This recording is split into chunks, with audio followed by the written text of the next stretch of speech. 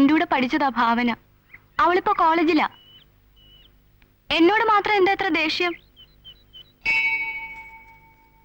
Vighneshwara, please ഇപ്രാവശ്യമെങ്കിലും എന്നെ ഒന്ന് help ചെയ്യണം. ചെറിയൊരു പണി ചെയ്താൽ മതി. കെമിസ്ട്രിയുടെ പേപ്പർ നോക്കുമ്പം നോക്കുന്ന ആൾ ഉറങ്ങിപ്പോണം. പാസ് മാർക്ക് കിട്ടിയാൽ മതി, പ്ലീസ്.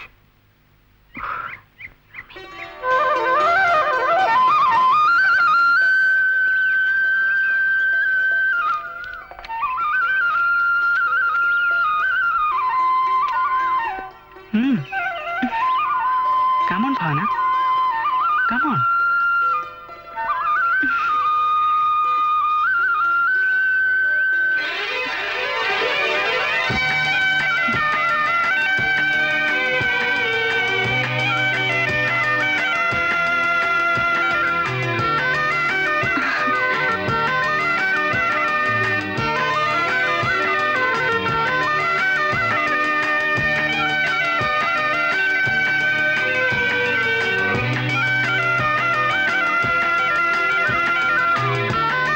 ഈ നാടിന്റെ സൗന്ദര്യം ഇവിടെയുള്ളവർ കണ്ടിട്ടില്ലെന്നാ തോന്നുന്നത്.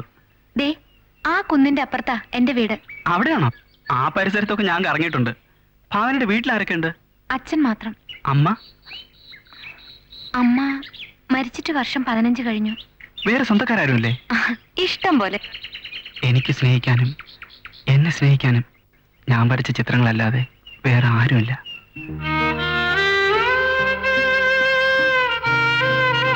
അച്ഛനും അമ്മയും ഒരു കാർ അപകടത്തിൽ മരിച്ചു. ആ തീരാ ദുഃഖം അനുഭവിക്കാൻ ഞാൻ ഒരേ ഒരാൾ മാത്രം. ഇത്രയും നാളായിട്ടും ഭാവനയെ കണ്ടുമുട്ടാൻ കഴിഞ്ഞില്ലോ എന്ന് ഓർക്കുമ്പോൾ. അതിന് ഞാനിവിടെ ഇല്ലായിരുന്നു. 5 വയസ്സ് മുതൽ കണ്ണൂരിലെ ചിറ്റമ്മയുടെ വീട്ടിലാണ് പഠിച്ചതും വളർന്നതൊക്കെ. കോളേജ് അടയ്ക്കുമ്പോൾ ഞാൻ ഇങ്ങോട്ട് പോരും. അപ്പൊ വെക്കേഷൻ കഴിഞ്ഞാൽ തിരിച്ച് കണ്ണൂരിലേക്ക് പോകുമോ?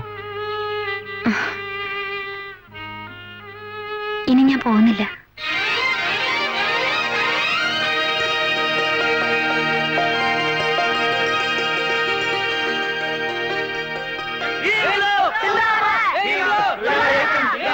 തൊഴിലാളി ഐക്യം സിന്ദാബാദ്.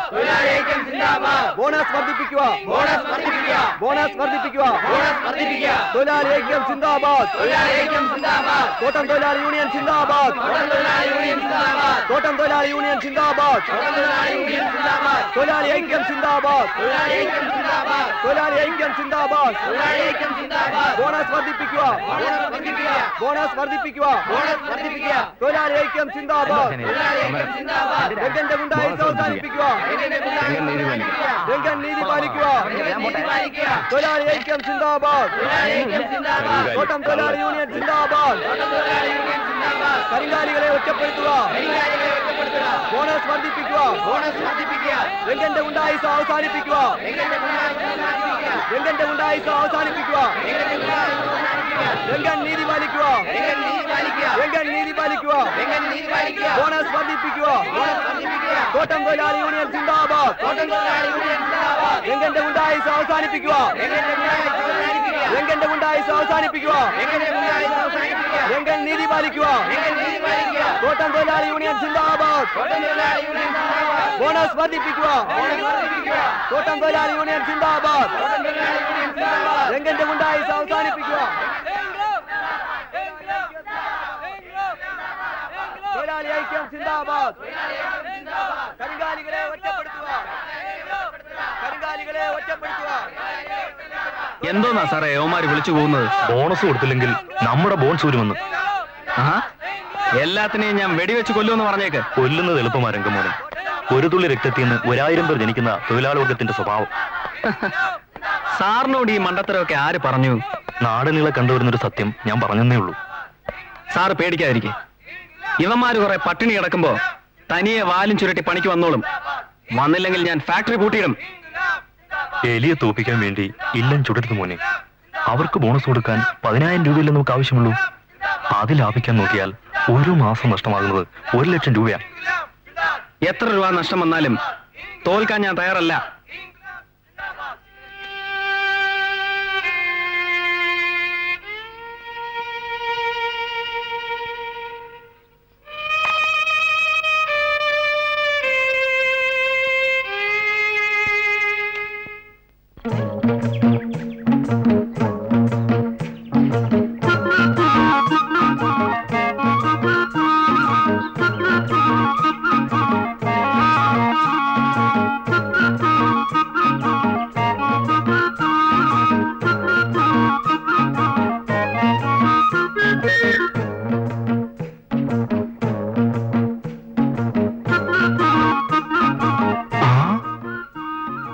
ഞാൻ ഇത്രയ്ക്ക് സുന്ദരനാണോ? അല്പം കൂടി ടച്ച് ചെയ്യാനുണ്ട്.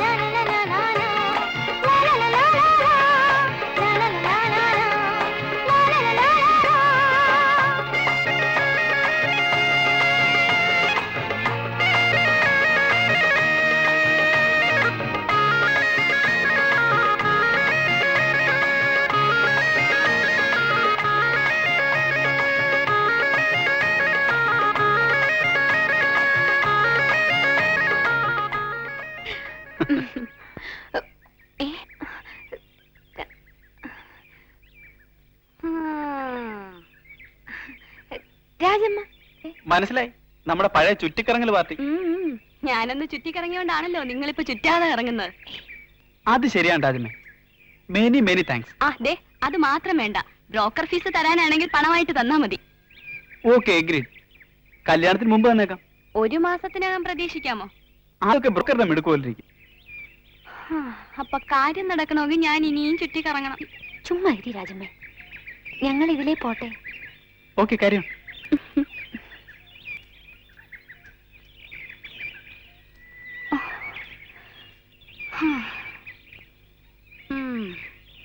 കല്യാണത്തിന് മുൻപുള്ള റൊമാൻസ് എനിക്കിഷ്ടമല്ല.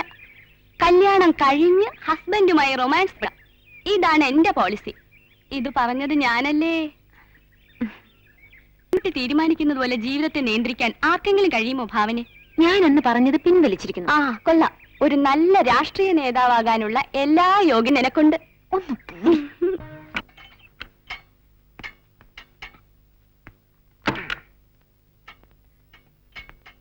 നിന്നോട് ഞാൻ ഒരു 100 വട്ടം പറഞ്ഞു കഥവിന് മുട്ടാതെ അകത്തേക്ക് വരരുതെന്ന്. മുട്ടണമെന്ന് ഓർത്തതാ, പക്ഷെ ഇതേന്ന് പിടാൻ പറ്റൂലാളി. പിന്നെ മ്യൂസിക്കിൽ നിന്നല്ലോ. 12 മണിക്ക് വേണമെന്ന് പറഞ്ഞിട്ട് മണി 2 ആയല്ലോടാ. അയ്യോ, കോഴികൾ കൂടെ പറിച്ചു തരാൻ നിന്ന് തരണ്ടേ? അതുങ്ങൾ പറിക്കാൻ തുടങ്ങുമ്പോഴത്തേക്കും ഇക്കിളി കൊണ്ടങ്ങ് ഓടുവാ. ആ, അതവിടെ വെച്ചിട്ട് പൊക്കോ. വേറെ വല്ലതും വേണോ? ഹാംലെറ്റ്, ബുൾസൈ വിളിച്ചിട്ട് വന്നാ മതി.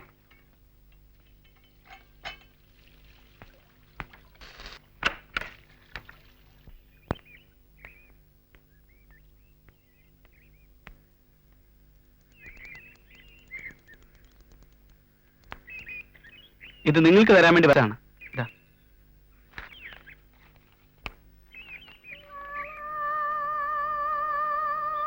നിൽക്കൂ. എന്താണെന്ന് പറഞ്ഞ വിൽക്കാൻ വേണ്ടി വരച്ചതല്ല, വെറുതെ ഞാനൊന്നും സ്വീകരിക്കാറില്ല. 10,000 രൂപ. 1 രൂപ.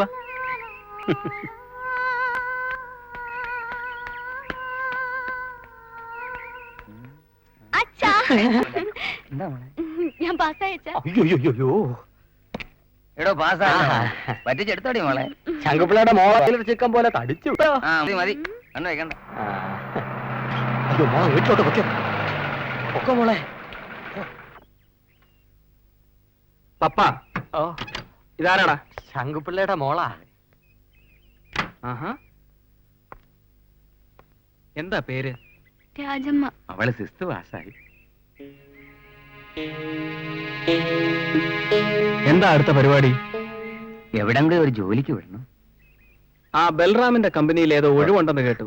ഞാനൊന്ന് ഫോൺ ചെയ്ത് നോക്കട്ടെ. ആദ്യമായിട്ട് ഇവിടെ വന്നതല്ലേ, ഊണ് കഴിച്ചിട്ട് പോയാൽ മതി. പപ്പ. ഓക്കേ.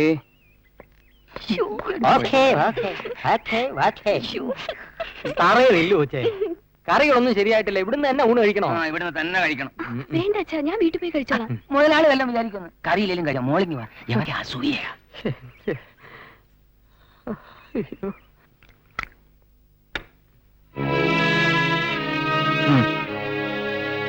ഇന്നാളത്തെ പോലെ അവിടെ നിന്ന് ഛർദ്ദിച്ച് വൃത്തികേടാക്കരുത്. വേണ്ട മുതലാളി, കരളിന് തീരെ സുഖമില്ല. പകുതി ആ ശംഖുവിനും കൊടുത്തേക്ക്. കരളിന് ആ പൊയ്ക്കോ.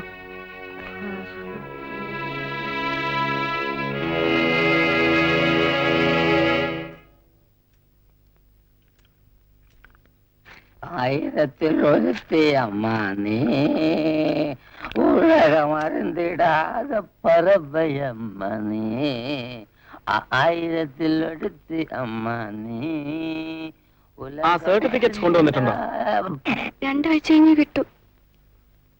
ബൽറാം ഫോണിലുണ്ട്. ആ പെർട്ടിക്കുലേഴ്സ് ഒക്കെ ഒന്ന് പറഞ്ഞു കൊടുക്ക.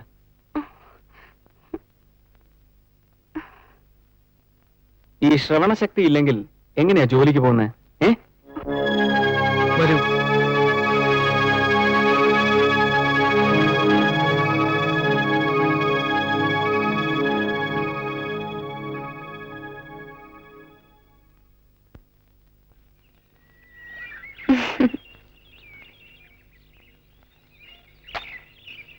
കല്യാണത്തിന് ഇതുപോലൊരു സാരി ഞാൻ ഉടുപ്പിക്കും.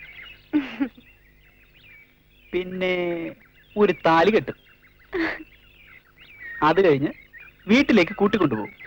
പിന്നെ പിന്നെ പിന്നെ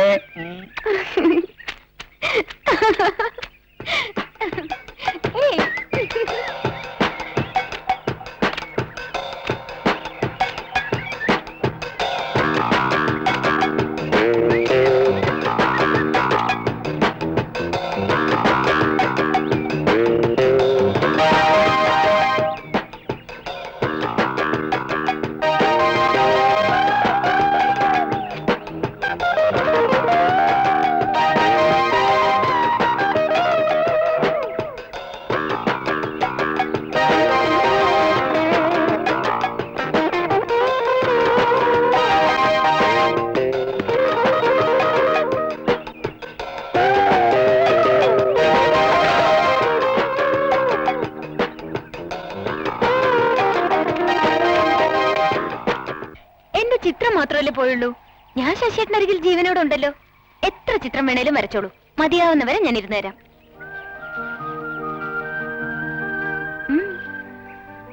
എന്നെന്നും എന്നരികിൽ ഭാവന ഉണ്ടെങ്കിൽ പിന്നെന്തിനു ഞാൻ ചിത്രം വരച്ച് കാണണം?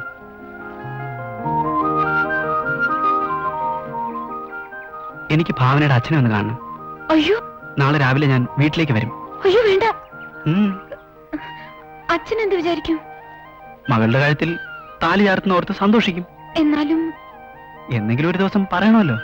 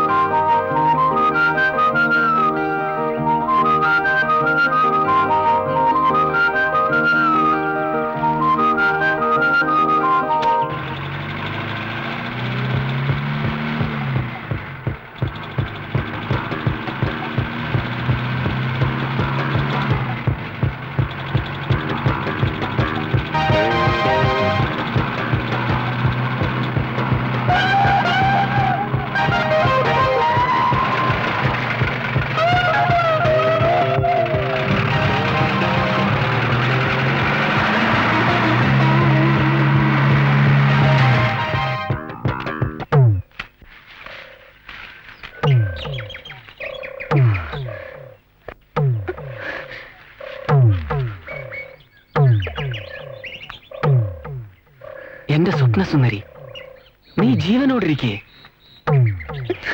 മര്യാദയ്ക്ക് വഴി മാറി നിൽക്കൂ. ആഹാ, ആ ശബ്ദത്തിന് പോലും എന്ത് മാധുര്യം.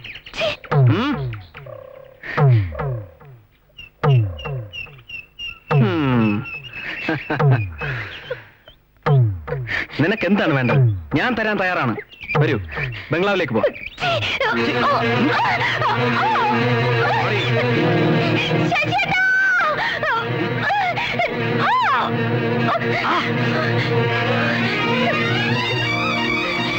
എന്താ ഭവനെ? ഇയാൾ എന്നെ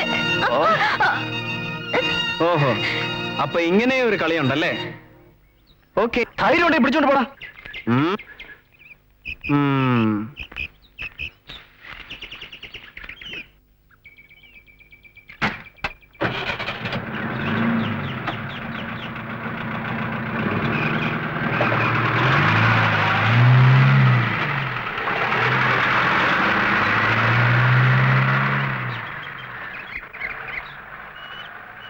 ഭാവന പൊയ്ക്കോളൂ.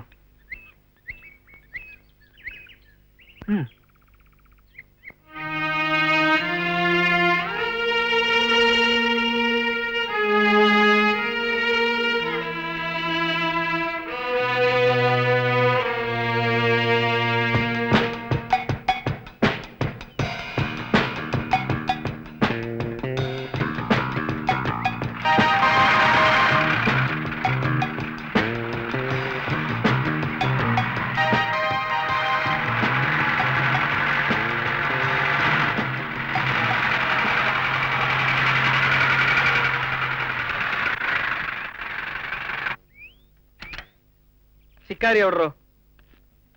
തുടങ്ങി പോയി. താൻ ജീപ്പ് തിരിച്ചിട്ട്